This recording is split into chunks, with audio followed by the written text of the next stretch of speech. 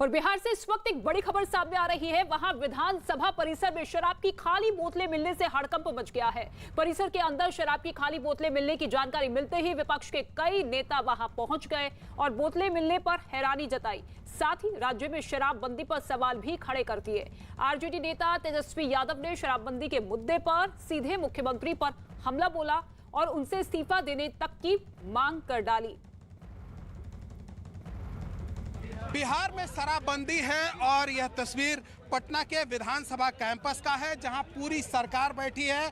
अभी बिहार विधानसभा का शीतकालीन सत्र चल रहा है और तस्वीरों में भी आप साफ तौर पर देख सकते हैं, यहां पर शराब की बोतलें पड़ी हैं और ये आप तस्वीरों में साफ तौर पर देख सकते हैं कई खोखे पड़े हुए हैं। ऐसे में समझा जा सकता है कि बिहार में किस तरह से शराबबंदी को लेकर जो है आरोप लगते रहा है हमेशा कि बिहार में सरकार के संरक्षण में शराब बिक रही है। यह आरजेडी की ओर से हमेशा ये आरोप लगाए जाते रहे हैं। ऐसे में समझा जा सकता है कि जो ये शराब की बोतलें मिली हैं तो यहाँ पर ये कहां से शराब की बोतलें आई, इसको लेकर जरूर सवाल खड़े होंगे। और आप तस्वीरों में भी साफ तौर पर देख सकते हैं जो ये बिहार विधानसभा कैंपस है, यहाँ पर तमाम जो आरजेडी के विधायक हो, सत्ताधारी दल के विधायक हो या फिर मुख्यमंत्री हो, खुद अभी विधानसभा के अंदर बैठे हैं। और ऐसे आलम में अभी यहाँ पर सामने जो नेता प्रतिपक्ष है तेजस्वी यादव, वो यहाँ पर पहुंचे हैं शराब की बोतलों को देखने के लिए। यहाँ पर शराब की बोतलें में देखे नहीं देख तो नेता प्रतिपक्ष तेजस्वी यादव यहाँ पर पहुंचे हैं शराब की बोतलों को देखने के लिए कि आखिर ये शराब की बोतलें यहाँ आई कहां से। और कई यहाँ पर रैपर पड़े हुए हैं जिस पर तो तमाम शराब की क्या है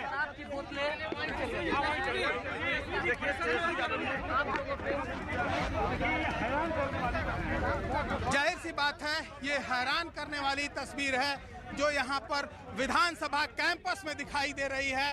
तो ऐसे में अब सीधे तौर पर यह सवाल उठेंगे कि आखिर यह शराब की बोतलें यहाँ पर आई कहां से और जब शराबबंदी बिहार में लागू है तो ये शराब कैसे बिके। शराबबंदी का रियल पिक्चर आप सब लोगों ने देखा। ये लोकतंत्र का मंदिर है, विधान सभा है और कल ही यहाँ जो है शपथ लिया गया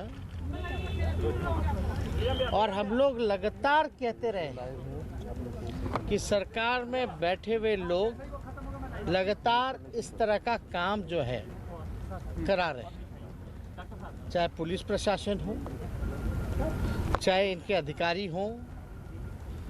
और मुख्यमंत्री जी ने कुछ दिन पहले ही एक बड़ी सी समीक्षा की थी पूरे बिहार को लेकर के और उस समीक्षा का नतीजा ये निकला कि जो कल्पना भी नहीं किया होगा लोग, बिहार विधानसभा के कैंपस में शराब की कई बोतलें जो हैं वो मिली है कि जहरीली शराब से। कल भी हमने जो है शराबबंदी को लेकर के हमने कई सवाल उठाए, कई लोग जहरीली शराब से मारे जा रहे हैं। दिस इज पूरा फेलियर है नीतीश कुमार जी का। अगर बिहार विधानसभा में लिकर की खाली बोतलें मिल रही हैं तो मुख्यमंत्री जी जो शपथ केवल एक नौटंकी करवा रहे हैं, दिखा रहे हैं कि शराबबंदी जो है पूरी तरीके से सफल है। कोई लोग इनके प्रशासन के लोग मिले नहीं। अगर प्रशासन के लोग मिले नहीं हैं तो यहाँ अंदर कैसे बोतल आ गया भाई, या बॉर्डर से पटना कैसे पहुँच गया, ये पूरे बिहार में नहीं मिल रहा। तो बिहार विधानसभा में बिना बॉर्डर क्रॉस किए हुए तो आ ही नहीं सकता। वहाँ क्या शक्तियाँ लगा रहे हैं? क्या महिलाओं के बाथरूम में घुसना चाहती है पुलिस? ये केवल नौटंकी। अब आप लोगों को कोई ऑथेंटिक जवाब सरकार से नहीं मिलेगा। सरकार से मिलेगा ये विपक्ष की साजिश है। और इस वक्त आरजेडी नेता शक्ति सिंह हमारे साथ मौजूद है, मेरे सहयोगी चंद्रमोहन भी मौजूद है। लेकिन सबसे पहले शक्ति सिंह जी आपका रुख करना चाहूंगी क्योंकि पहले से ही विपक्ष लगातार हमलावर है सरकार पर, लेकिन अब तो बैठे बिठाए एक और मुद्दा मिल गया।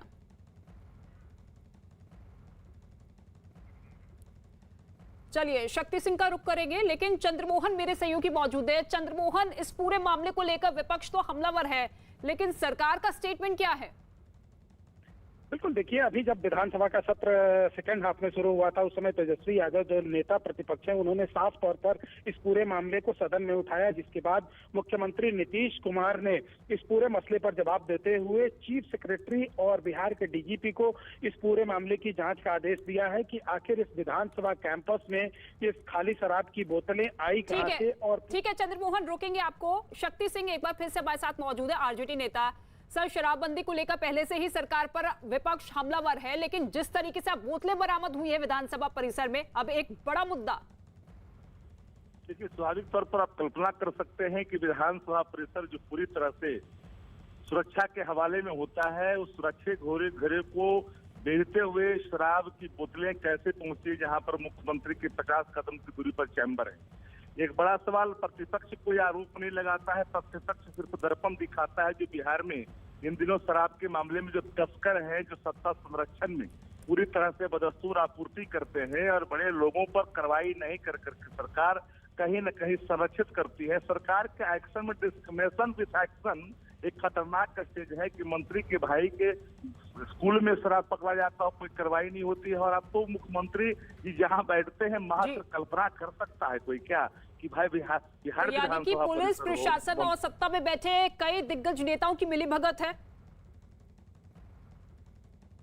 आपको माननी पड़ेगी कि मजाल है किसी का कि नीतीश कुमार ख्याल है बिहार में शराब की कतरा मिल जाए, कतई संभव नहीं है। क्योंकि इनके लोग, अब बताइए, के पाठक को लाया आपने और के पाठक को आपने हटाया था जदयू के प्रखंड अध्यक्ष के शराब पकड़े गए थे बड़े खेप, तो उनको कार्रवाई करने के बजाय एक्साइज सुपरिटेंडेंट को आपने हटा दिया।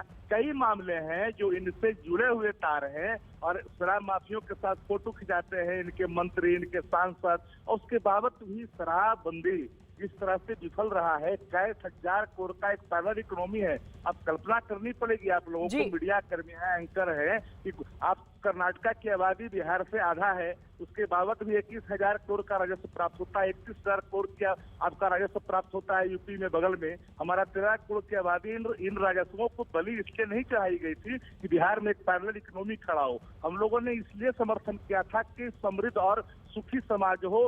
ठीक है, लेकिन अब क्योंकि अभी फिलहाल देखिए बिहार विधानमंडल का शीतकालीन सत्र चल रहा है, ऐसे में आपका स्टैंड क्या कुछ होगा? किस तरीके से रणनीति बनाई जाएगी इस पूरे मसले को लेकर?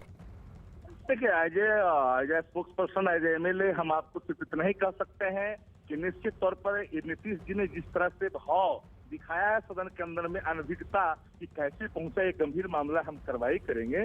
तो निश्चित तौर पर ये कुछ नहीं कर पाते हैं। जितनी बार समीक्षा करते हैं उतनी ही बार, अभी आज तो विधानसभा परिसर, आप याद करिए, पिछली बार समीक्षा बैठक हो रही तो मुख्यमंत्री जी के आवास के सामने शराब की बोतलें थी। आप इसको कैसे कर सकते हैं कि जितनी बार ये समीक्षा नहीं, भिक्षा बैठक की बात अगर संज्ञा देते हैं नेता प्रतिपक्ष, इसे कोई नकार नहीं सकता। देखिए, हम लोग प्रतिपक्ष सकारात्मक भूमिका की बात करते हैं, हम नकारात्मक राजनीति में प्रतिपक्ष के नेता विश्वास ही नहीं करते हैं। जो बिहार के अंदर में स्थितियां हैं, लेकिन एक बार फिर से इसी शराबबंदी को लेकर राजनीति गर्माती हुई नजर आ रही है। ठीक है, शुक्रिया हमसे बातचीत करने के लिए। आरजेडी नेता शक्ति सिंह हमारे साथ मौजूद थे, चंद्रमोहन भी हमारे साथ मौजूद है, लेकिन लगातार वो तस्वीरें भी हम आपको दिखा रहे हैं किस तरीके से बिहार विधानमंडल के परिसर में ये शराब की खाली बोतलें मिली हैं। शीतकालीन सत्र भी चल रहा है और ऐसे में लगातार अब विपक्ष सरकार पर हमला बोलता हुआ नजर आ रहा है। सीधे तौर पर मुख्यमंत्री नीतीश कुमार के इस्तीफे की मांग कर डाली है। चंद्रमोहन का रुख कर लेते हैं। चंद्रमोहन, क्योंकि अब स्थिति देखिए वार पलटवार की तो देखने को मिल रही है, लेकिन आपको लगता है कि सदन की कार्रवाई अब पूरी तरीके से इस मसले पर ही चढ़ती हुई नजर आएगी? बिल्कुल, देखिए जाहिर सी बात है, अभी जब सेकेंड पाली शुरू हुआ था अभी बिहार विधानसभा सत्र का, तो उसी दौरान तेजस्वी यादव ने वहां पर सवाल उठाए सदन में, और उसके बाद जितने भी तमाम जो विपक्ष के विधायक थे उन लोगों ने हंगामा शुरू कर दिया, जिसके बाद इस पूरे मसले पर नीतीश कुमार को खड़ा होकर खुद जवाब देना पड़ा। और उन्होंने ये कहा कि इस पूरे मामले की जांच होगी, जिसमें डीजीपी और चीफ सेक्रेटरी दोनों इस पूरे मामले की जांच करेंगे। तो जाहिर सी बात है, अब जब फिर से कल दूसरे दिन विधानसभा का सत्र होगा, तो जाहिर सी बात है जो आरजेडी के विधायक हैं वो फिर से एक बार हंगामा करेंगे कि अब तक क्या कार्रवाई हुई, क्योंकि तेजस्वी यादव का साफ तौर पर यह मानना है, और सदन में जब वो खड़ा हुए तो उन्होंने भी यह कहा कि छोटे अधिकारियों और सिर्फ पुलिसकर्मियों पर कार्रवाई नहीं होनी चाहिए, बल्कि बड़े लोग जिनके संरक्षण में ये पूरा कारोबार हो रहा है उनके खिलाफ कार्रवाई होनी चाहिए। तो जब कल सदन एक बार फिर से शुरू होगा। हो सकता है कि उस समय भी जोरदार हंगामा होगा। हालांकि अभी तेजस्वी यादव सदन में मौजूद थे और वो निकलकर अपने घर की ओर चले गए हैं, लेकिन इस जो ये मौका मिला है विपक्ष को बैठे बिठाए वो उसको शायद खाली हाथ नहीं जाने देगा और जितना भी अपने हंगामे के दौरान और हंगामा करके ये लोग ये सरकार को जरूर याद दिलाने की कोशिश करेंगे कि बिहार में एक के बाद एक शराब पकड़ी जा रही है और साथ ही जब विधानसभा कैंपस में यह शराब की खाली बोतलें मिली है तो उसको लेकर सरकार की ओर से क्या कार्रवाई की जा रही है यह सदन में भी उपलब्ध कराना और होगा। इससे पहले भी हमने देखा था जहरीली शराब से लगातार जो लोगों की मौत हो रही थी उसको लेकर ही पहले से ही मुख्यमंत्री और सरकार विपक्ष के निशाने पर थी, लेकिन अब जिस तरीके से खाली बोतलें विधानसभा परिसर के भीतर से मिली है उसके बाद अब सीधे तौर पर मुख्यमंत्री नीतीश कुमार के इस्तीफे की मांग की जा रही है। शुक्रिया चंद्रमोहन इस तमाम जानकारी के लिए। लेकिन लगातार यही तस्वीर हम आपको दिखा रहे हैं, ये खाली बोतलें जो कि बरामद की गई है विधानसभा परिसर के अंदर से।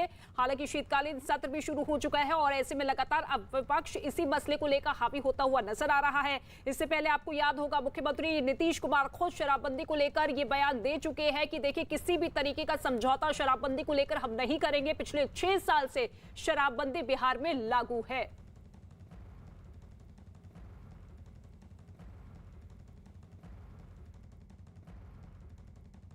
तो संसद के शीतकालीन सत्र का आज दूसरा दिन रहा। दूसरा दिन भी हंगामेदार तस्वीर के साथ सामने आया और इस बीच खबर ये आ रही है कि लोकसभा स्पीकर ओम बिरला इस गतिरोध को खत्म करने के लिए एक बैठक यहां पर कर सकते हैं और इस बैठक के लिए जो बाकी दल हैं, सभी दल हैं, उनके नेताओं को बुलाया गया है ताकि जो गतिरोध संसद की कार्यवाही में सामने आ रहा है उसे खत्म किया जा सके और संसद की जो कार्यवाही है सुचारू रूप से आगे बढ़ सके। दरअसल मॉनसून सत्र को लेकर जिस तरह से शीतकालीन सत्र के पहले दिन यानी कि कल राज्यसभा से 12 सांसदों को पूरे सत्र के लिए निलंबित किया गया, उसके बाद विपक्षी दलों का गुस्सा सामने आया, उनकी नाराजगी यहां पर सामने आई और उन्होंने साफ कह दिया कि हम इस सत्र में हंगामेदार तस्वीर लाते रहेंगे क्योंकि हमें अपनी बात रखने का मौका नहीं मिला है। और यही जो गतिरोध है, जाहिर सी बात है, संसद के इस पूरे सत्र को हंगामे की भेंट चढ़ाता हुआ नजर भी आ रहा है, जिसके चलते लोकसभा स्पीकर ओम बिरला ने सभी नेताओं की जो बैठक है यहां पर बुलाई है और उम्मीद ये की जानी चाहिए कि ये जो बैठक है जिसकी उम्मीद वो खुद भी कर रहे हैं कि बातचीत यहां पर हो,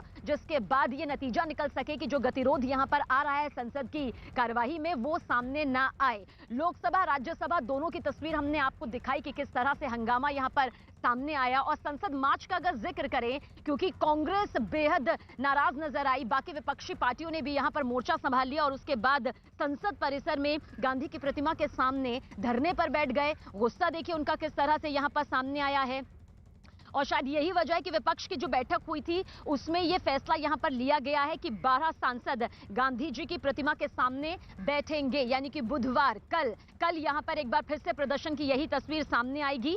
हालांकि टीएमसी के निलंबित सांसद पूरे सत्र में धरना देंगे और बाकी सांसद भी उनका साथ यहां पर देते हुए नजर आएंगे। तो देखिए किस तरह से यहां पर कार्यवाही का बहिष्कार किया जा रहा है इन विपक्षी पार्टियों के जरिए। लोकसभा से वॉकआउट भी यहां पर कांग्रेस की तरफ से किया गया, फिर टीएमसी का भी वॉकआउट यहां से सामने आया और जो वॉकआउट की तस्वीर सामने आ रही है वो जाहिर सी बात है गतिरोध को यहां पर पैदा करती हुई दिखाई दे रही है। संसदीय कार्यवाही में किस तरह का खलल इस पूरे मामले के बाद सामने आ रहा है।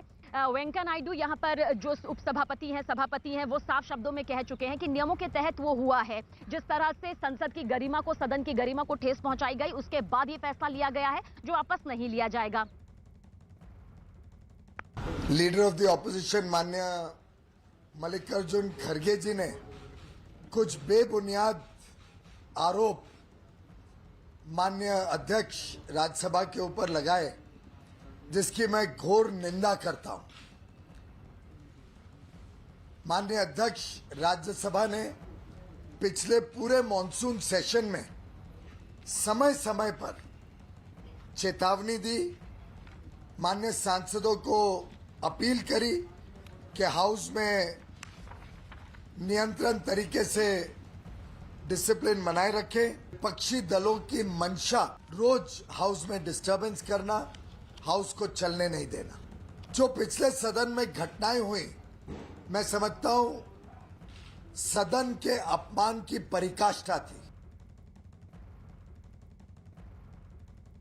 देखिए, राज्यसभा में विपक्ष के सांसद मल्लिकार्जुन खड़गे साफ कर चुके हैं कि माफी नहीं मांगी जाएगी, क्योंकि गलती यहां पर नहीं हुई है, अपनी बात कहने का मौका यहां पर नहीं मिला है। और सीधे तौर पर उपसभापति कह चुके हैं वेंकैया नायडू की निलंबन जो है वो नियमों के चलते हुआ है, इसलिए वो इस फैसले को वापस नहीं लेंगे। क्योंकि बीच में सरकारी सूत्रों के हवाले से खबर ये सामने आ रही थी कि अगर माफी मांगी जाती है तो निलंबन यहां पर रद्द किया जा सकता है। लेकिन विपक्षी दलों की स्ट्रेटेजी यहां पर आपको बता देते हैं। जाहिर सी बात है, राज्यसभा से कल जिस तरह से 12 सांसदों को निलंबित कर दिया गया, वो भी पूरे शीतकालीन सत्र के लिए, जो कि 23 दिसंबर तक यहां पर चलेगा। रणनीति के तहत बताया जा रहा है कि कल यानी कि बुधवार को विपक्षी दल जो है वो महात्मा गांधी की प्रतिमा के सामने यानी कि संसद परिसर में ही धरना दे सकते हैं। यहां पर प्रदर्शन की तस्वीर सामने आ सकती है। सीधे एकजुटता के साथ मांग यहां पर यही की जा रही है कि जो निलंबन यहां पर राज्यसभा सांसदों का किया गया है, जिसमें से 6 कांग्रेस के सांसद है, 2 टीएमसी के, 2 शिवसेना के और साथ ही एक सीपीआई और सीपीएम के सांसद है, उन्हें जो उनका जो निलंबन किया गया वो वापस लिया जाए। इस बीच एक बड़ी खबर आप तक पहुंचा रहे हैं। सदन में गतिरोध पर बैठक खत्म हो गई है। दोपहर 3 बजे से ये सदन चलेगा। इस वक्त की बड़ी खबर आप तक पहुंचा रहे हैं। देखिए, मॉनसून सत्र हंगामे की भेंट यहां पर चढ़ा, शीतकालीन सत्र हंगामे की भेंट ना चढ़े, संसदीय कार्यवाही पूरी तरह से यहां पर सुचारू रूप से होती रहे, इसकी कोशिश यहां पर की जा रही है। विपक्षी दलों ने अपनी रणनीति यहां पर जरूर तैयार की है, लेकिन इस बीच बड़ी खबर आप तक शीतकालीन सत्र से जुड़ी हुई बता रहे हैं। आज दूसरा दिन है, कल पहला दिन था। पहले दिन भी हंगामेदार तस्वीर और आज सुबह से लेकर दोपहर तक भी हंगामेदार तस्वीर सामने आई। लेकिन सदन में गतिरोध पर जो बैठक इस वक्त चल रही थी वो फिलहाल खत्म हो चुकी है। सदन में गतिरोध पर यह बैठक खत्म हुई। दोपहर 3 बजे से सदन फिर से यहां पर चलेगा। लेकिन सवाल यही है कि क्या शीतकालीन सत्र इसी तरह से शांतिपूर्वक आगे चल पाएगा? इस मुद्दे को लेकर विपक्षी पार्टियां जो यहां पर सामने आ रही हैं, क्या वो इस मुद्दे को छोड़ेगी? अमिताभ सिन्हा हमारे सहयोगी ज्यादा जानकारी के लिए इस वक्त हमारे साथ मौजूद है। अमिताभ, क्या कुछ आपको यहाँ पर लगता है, क्या रणनीति, क्या तस्वीर आपको आगे नजर आती है पूरे शीतकालीन सत्र को लेकर विपक्ष के लिहाज से? देखिए, जो फिलहाल लोकसभा का जो सीन बन रहा है वो ये है कि गतिरोध अब टूट गया है और अब सदन निर्बाध रूप से चलेगा।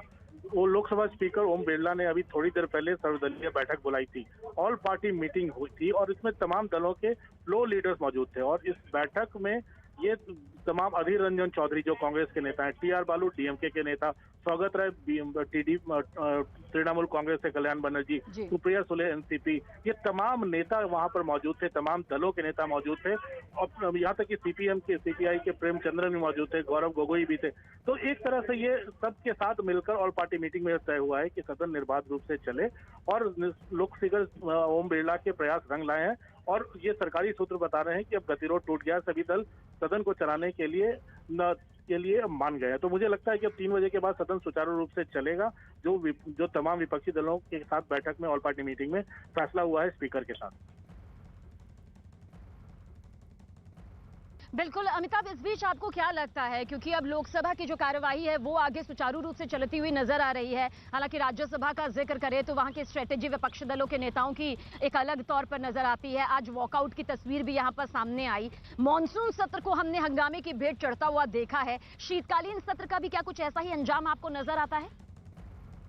राज्यसभा में टकराव की स्थिति है और विपक्ष को लगता है कि सरकार का वहां बहुमत नहीं है, कई दलों के पास संख्या बहुत ज्यादा है, लेकिन वहां पर जो टकराव की स्थिति बनी है 12 सदस्यों के निलंबन से, वो सरकार के पास कोई दूसरा चारा बचा नहीं था। राज्यसभा में लगातार ऐसे हंगामे चल रहे थे, लेकिन जब वीडियो सामने आए, जब मार्शलों के साथ धक्का मुक्की हुई, ऐसा सदन में पहली बार देखने को आया कि सांसद वहां सीटियां बजा रहे थे, मेज पर चढ़े हुए थे, कोई वहां पर टीवी स्क्रीन तोड़ने की कोशिश में लगा हुआ था, कोई स्पीकर के ऊपर, चेयरमैन के ऊपर किताबें फेंक रहा था। और वेंकैया नायडू को सदन के आखिरी दिन मानसून सत्र की आंखों में उनके आंसू भरे थे और वो रोते हुए उन्होंने अपना स्पीच पूरा किया था, तो काफी मुश्किल की बात थी। तो उसके बाद जो पहला दिन आया इस सदन में, राज्यसभा के 12 सांसदों को निलंबित कर दिया गया। लोक संसदीय कार्य मंत्री ने चिट्ठी भी लिखी। नजरें इसी पर टिकी हुई हैं कि 29 नवंबर यानी कल से शुरू हुए संसद के शीतकालीन सत्र, जो कि 23 दिसंबर तक यहां पर चलने की संभावना बताई जा रही है, आखिर किस तरह से सुचारू रूप से कार्यवाही यहां पर चलती है। शुक्रिया।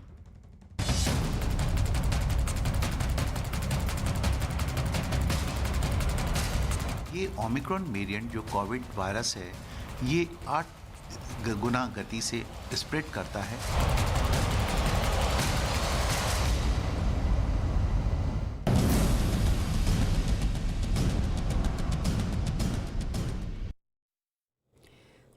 नए वेरिएंट ओमिक्रॉन को WHO ने बेहद खतरनाक बताया है, जिससे पूरी दुनिया में हड़कंप मचा हुआ है। WHO ने यह साफ किया है कि यह न केवल तेजी से फैलता है, बल्कि इम्यूनिटी यानी कि लोगों के बीमारी से लड़ने की ताकत को भी नुकसान पहुंचाता है और इसी वजह से इसे बेहद खतरनाक वेरिएंट घोषित किया गया है। कोरोना का ये वेरिएंट 17 देशों तक फैल चुका है और यही वजह है कि कई देशों ने अपनी सीमाएं विदेशियों के लिए बंद कर दी हैं।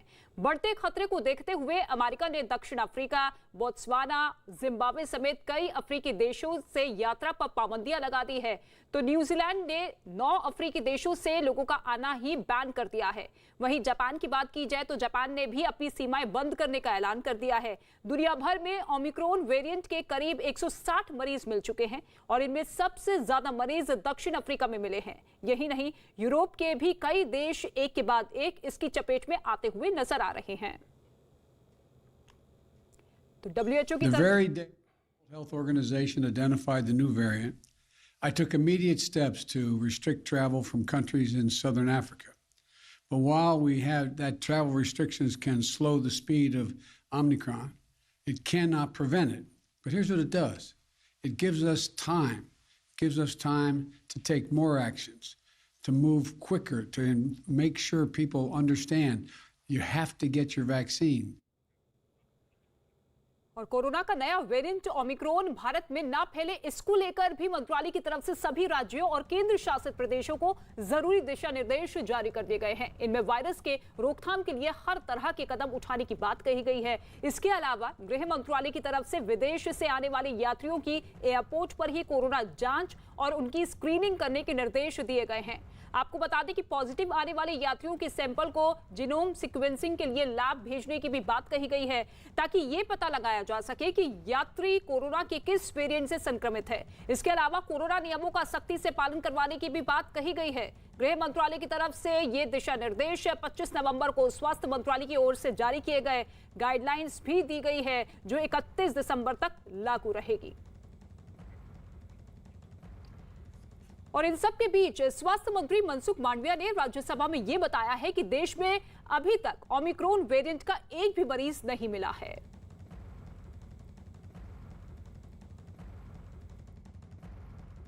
कोई भी ऐसे संदिग्ध केस है तो उसको तुरंत ही चेक करके उसको जीनोमिक सीक्वेंसेस भी करा रहे हैं और आज के दिन में सारे प्रिकॉशन जो लेने की आवश्यकता है, क्योंकि कोविड क्राइसिस के दरमियान हमने बहुत कुछ सीखा है। आज हमारे पास बहुत कुछ संसाधन भी अवेलेबल है, सारी लेबोरेटरी भी अवेलेबल है, कोई भी कैसी भी स्थिति को हम देख सकते हैं। लेकिन आज के दिन में ओमिक्रॉन वेरिएंट के संदर्भ में देश में कोई केस रिपोर्ट नहीं हुआ है और देश में ये वेरिएंट ना आए, इसलिए हर संभव प्रिकॉशन लिया जा रहा है। Thank you. और कोरोना के नए वेरिएंट ओमिक्रॉन के बढ़ते खतरे को देखते हुए दिल्ली अलर्ट मोड पर है। कोरोना को फैलने से रोकने के लिए भीड़भाड़ वाली जगहों पर रैंडम टेस्टिंग और टीका लगाने का काम शुरू किया गया है। दिल्ली के आनंद विहार रेलवे स्टेशन पर प्रशासन की तरफ से कुछ टीमें तैनात की गई है, जो वहां आने वाले लोगों को कोरोना नियमों का पालन करवाने और लोगों की रैंडम टेस्टिंग में जुटी हुई है। यही नहीं, जिन लोगों ने वैक्सीन नहीं लगाई है उन्हें मौके पर ही टीका भी लगाया जा रहा है।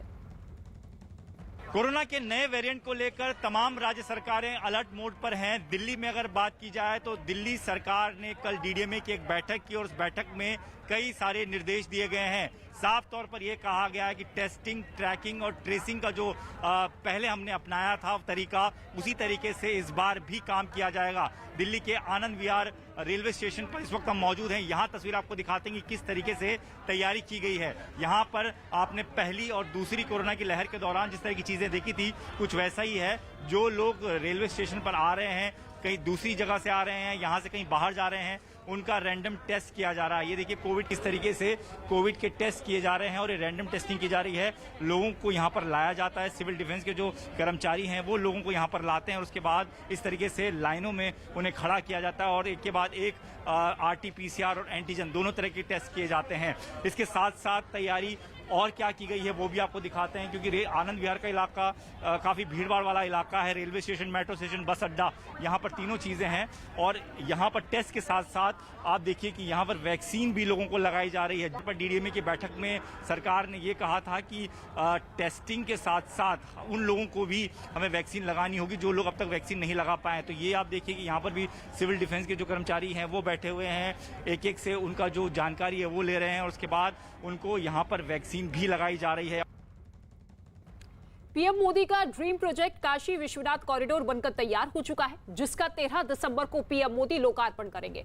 इसके लिए काशी में सभी तैयारियां लगभग पूरी हो चुकी है। 8 मार्च 2019 को काशी कॉरिडोर का शिलान्यास हुआ था और 2 साल में इसे बनाने का काम पूरा कर लिया गया है। इस कॉरिडोर को बनाने में अधिग्रहण से लेकर निर्माण तक करीब 600 करोड़ रुपए खर्च हुए हैं।